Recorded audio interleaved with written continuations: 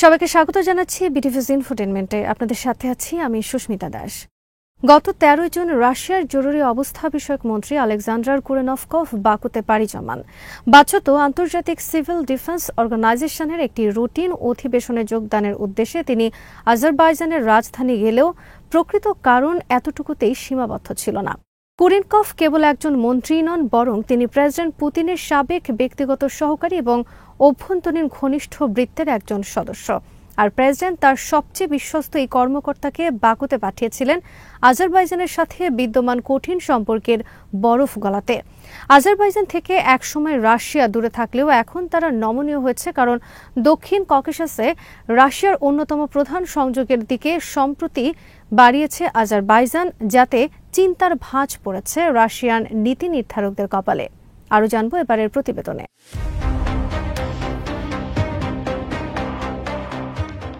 সরকারিভাবে রাশিয়ান মন্ত্রীর এই সফরের বিষয় ছিল আন্তর্জাতিক সিভিল ডিফেন্স অর্গানাইজেশনের মহাসচিব নির্বাচনের মতো একটি প্রশাসনিক প্রক্রিয়ায় অংশ নেওয়া।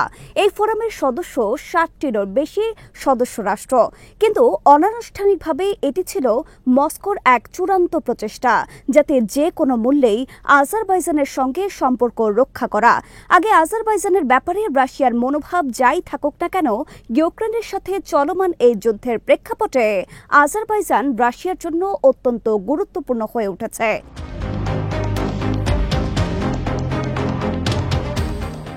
সাম্প্রতিক সময়ে বেশ কিছু বেদনাদায়ক ঘটনা ঘটেছে।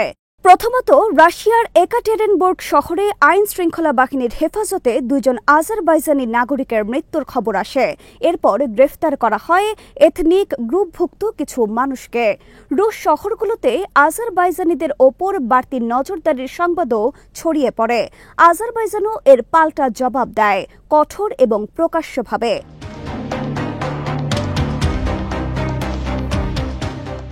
আজারবাইজানি গণমাধ্যমে প্রায় ডজন খানেক রুশ নাগরিককে দেখানো হয় যাদের শরীরে আঘাতের চিহ্ন স্পষ্ট। তাদের বিরুদ্ধে মাদক চোরাচালান ও সাইবার অপরাধের অভিযোগ আনা হয়।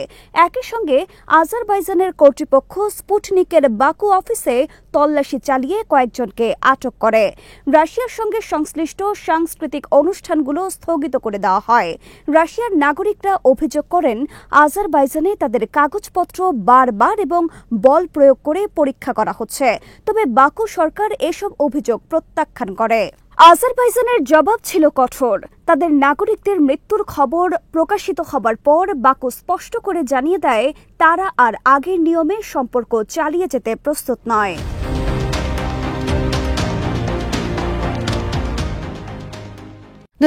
সালের রাশিয়া আর আগের মতো তার মিত্রদের উপর আগের প্রভাব খাটাতে পারছে না। ইউক্রেন যুদ্ধে ৪ বছরের অভিজ্ঞতায় অনেকটাই স্পষ্ট হয়েছে যে রাশিয়ার সামরিক বাহিনীর বেশ কিছু সীমাবদ্ধতা রয়েছে এবং সাবেক সোভিয়েতভুক্ত অনেক অঞ্চলেই রাশিয়ার প্রভাব কমে গেছে।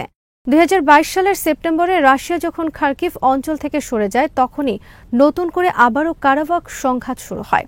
এর আগে ২০২০ সালের নভেম্বরে রাশিয়া যুদ্ধবিরতিতে মধ্যস্থতা করেছিল, কিন্তু ২০২৩ সালে আজারবাইজান যখন রুশ শান্তিরক্ষী বাহিনীর সামনেই নিজেদের সংবিধান অনুযায়ী কারাবাখ পুনর্দখল করে, তখন রুশ কূটনীতিকরা কেবল গভীর উদ্বেগ প্রকাশ ছাড়া কিছুই করতে পারেনি।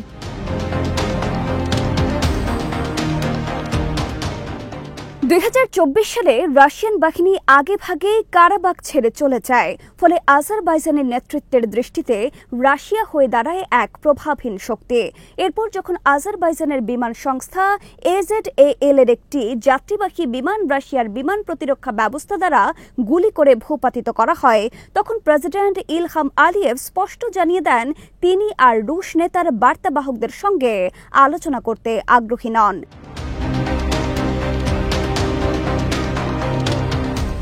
তিনি নিজে প্রেসিডেন্ট এবং তিনি রাশিয়ার দিক থেকেও প্রেসিডেন্ট বা প্রধানমন্ত্রী পর্যায়ের কারো সাথে আলোচনার দাবি করেন। তবে রাশিয়া যে সংযত আচরণ করেছিল, এর প্রধান কারণ কেবলই কূটনৈতিক সৌজন্য নয়, বরং পরিষ্কার অর্থনৈতিক হিসাব। যখন রাশিয়া ইউরোপীয় গ্যাস বাজার থেকে প্রচুর মুনাফা অর্জন করছিল, তখন বাকুর সঙ্গে সহযোগিতাপূর্ণ সম্পর্ক ধরে রাখা রাশিয়ার জন্য জরুরি ছিল না। কিন্তু ইউরোপীয় ক্রেতারা নিষেধাজ্ঞা আরোপ করে রাশিয়া থেকে দূরে সরে গেলে কাস্পিয়ান সাগরের সংযোগস্থল হিসেবে থাকা আজারবাইজান হয়ে ওঠে রাশিয়ার রপ্তানি পুনঃপ্রতিষ্ঠায় এক বিকল্প পথ।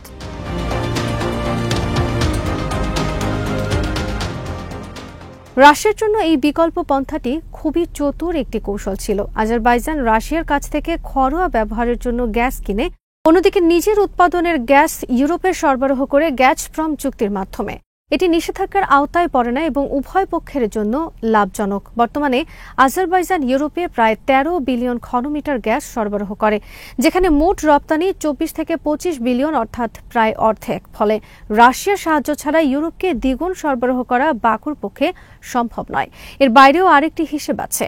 আজারবাইজান নিয়ন্ত্রণ করে রাশিয়ার জন্য গুরুত্বপূর্ণ নর্থ সাউথ পরিবহন করিডোর। এই করিডোরের 3টি শাখা রয়েছে।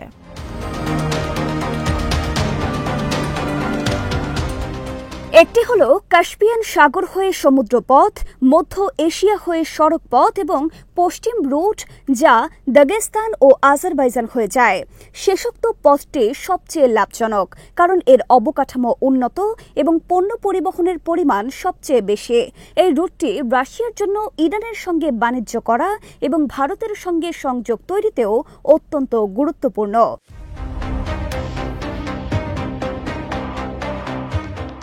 আগামীতে রাশিয়ার পরিকল্পনা রয়েছে এই করিডোরটি ব্যবহার করে পারস্য উপসাগর ও ধনী আরব দেশগুলোর সঙ্গে ব্যবসা সম্প্রসারণ করার। চীনের বেল্ট অ্যান্ড রোড ইনিশিয়েটিভ এই পথেই যায়, যা এই রুটকে আরও গুরুত্বপূর্ণ করেছে। অন্যদিকে মধ্য এশিয়া হয়ে যাওয়া বিকল্প রুটে অনেক কঠিন এবং ব্যয়বহুল, কারণ সেখানে পাহাড় এবং রাস্তাঘাট কম। ফলে আজারবাইজানের রুট হারালে রাশিয়ার দক্ষিণমুখী অর্থনৈতিক সম্প্রসারণের পরিকল্পনা মারাত্মকভাবে বাধাগ্রস্ত হবে।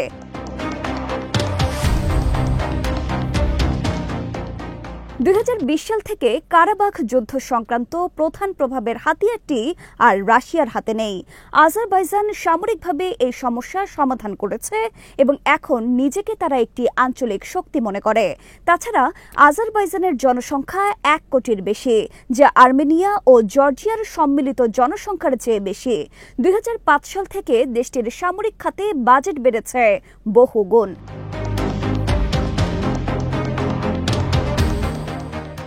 রিজার্ভ সহ তাদের সামরিক বাহিনীর সদস্য সংখ্যা এখন প্রায় 4 লাখ। অনেক অফিসার তুরস্ক ও অন্যান্য ন্যাটো সদস্য রাষ্ট্রে প্রশিক্ষণ পেয়েছে এবং প্রকৃত যুদ্ধে অংশগ্রহণ করেছে। আজারবাইজান এখন রাশিয়ার কাছ থেকে অস্ত্র কেনে না, তাদের প্রধান প্রতিরক্ষামূলক অংশীদার হল তুরস্ক, ইসরায়েল এবং পাকিস্তান।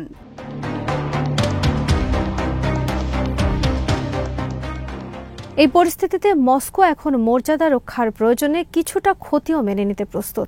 গোয়েন্দা সংস্থার ঘনিষ্ঠ টেলিগ্রাম চ্যানেল থেকে জানা যায়, প্রেসিডেন্ট পুতিন নিজেই এই টানাপোড়েন মেটাতে চান এবং বাকুর উদ্দেশ্যে একটি অনানুষ্ঠানিক প্রতিনিধি দল গঠন করছেন। আগামীতে দুপক্ষের আলোচনায় একটি বন্দি বিনিময়ের প্রস্তাবও আসতে পারে। চ্যানেল সূত্রটি জানায়, আজারবাইজানের সঙ্গে সম্পর্কের জটিলতা এখন ক্রেমলিন টেনে নিতে চায় না। মস্কোর জন্য এটি লাভজনক নয়। তাদের পক্ষে এখন একাধিক ফ্রন্টে সংঘাতে যাওয়া এবং গুরুত্বপূর্ণ অঞ্চলে কৌশলগত অংশীদার হারানো পরবর্তীতে লোকসানের কারণ হতে পারে। এ কারণে রাশিয়ার পররাষ্ট্র মন্ত্রণালয় সর্বোচ্চ সংযম প্রদর্শন করছে। রাশিয়ান প্রেসিডেন্টের মুখপাত্র দিমিত্রি পেসকভ বলেন, অংশীদারিত্বমূলক সম্পর্ক বজায় রাখতে হবে। রুশ কূটনীতিকরা আটক রুশ নাগরিকদের মুক্ত করতেও বেশ তৎপর হয়েছেন।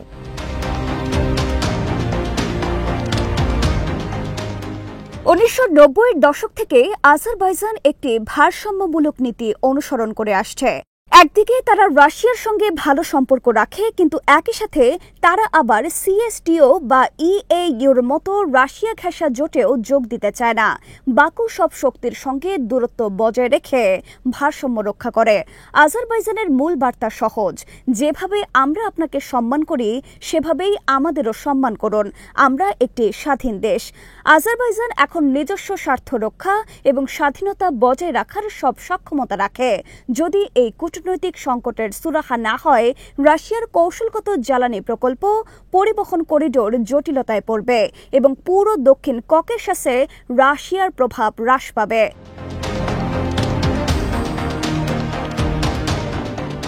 ইউক্রেন যুদ্ধ শুরুর পর থেকে আজারবাইজানে রাশিয়ার ভাবমূর্তি ব্যাপকভাবে ক্ষতিগ্রস্ত হয়েছে।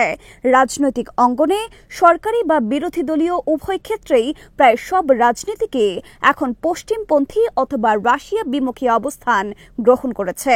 সবচেয়ে বড় বিষয় হলো, যদি আজারবাইজান ও আর্মেনিয়ার মধ্যে শান্তি চুক্তি স্বাক্ষরিত হয়, তাহলে দক্ষিণ ককেশাসে রাশিয়ার অবশিষ্ট প্রভাবও বিলীন হয়ে যাবে।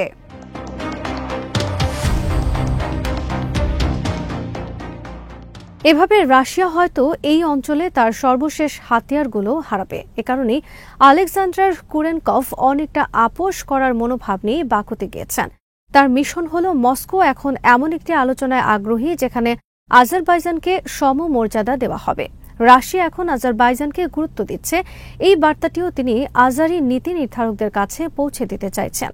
রাশিয়ার জন্য এটি এক ধরনের পশ্চাৎপসরণ, কেননা রাশিয়া ইউক্রেন যুদ্ধের মাধ্যমে আবার ভূরাজনৈতিক প্রভাব ফিরে পেতে চেয়েছিল, অথচ এখন রাশিয়াকে সেই অঞ্চলের একটি দেশের সঙ্গেও আপোষ করতে হচ্ছে। আজ এখানে শেষ করছি। সমরাস্ত্র, প্রতিরক্ষা ও কূটনীতির নানা তথ্য জানতে চোখ রাখুন বিডিভিউজ ইনফোটেইনমেন্টে। চ্যানেলটি ভালো লাগলে সাবস্ক্রাইব করুন, সংযুক্ত থাকুন আমাদের ফেসবুক পেজে।